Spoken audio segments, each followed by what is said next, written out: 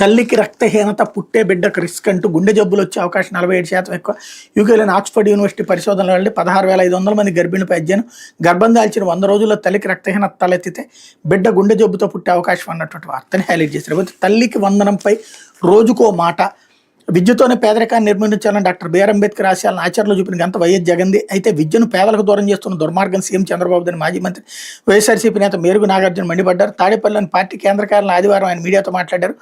వైఎస్ఆర్సీపీ ప్రభుత్వం అమలు చేసిన అమ్మఒడి పేరు మార్చి తల్లికి వందనం అని ప్రకటించిన చంద్రబాబు దాన్ని అమలు చేయడానికి ఖజానా ఖాళీ అంటూ వంకలు వెతుకుతున్నారని విమర్శించారు. పసిపిల్లల చదువులకైనా కర్కసత్వం చూపుతున్నారని, విద్యార్థులు ఉసురు పోసుకుంటున్నారని ధ్వజమెత్తారు. ఎన్నికల సమయంలో చంద్రబాబు రామానాయుడు ఇంట్లో ఎంతమంది పిల్లలు ఉంటే అంతమందికి 15,000 చొప్పున ఇస్తామని హామీ ఇచ్చారన్నారు.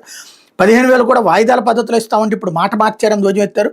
ప్రస్తుత కూటమి పాలనలో మంచినీళ్లు దొరకడం లేదు కానీ మద్యం మాత్రం ఏర్లై పారుతుందన్నారు. జగన్ ప్రభుత్వంలో 83 లక్షల మంది పిల్లలకు 44,48,865 మంది తల్లుల ఖాతాలకు 26 కోట్ల రూపాయలు జమ చేశారని గుర్తు చేశారు.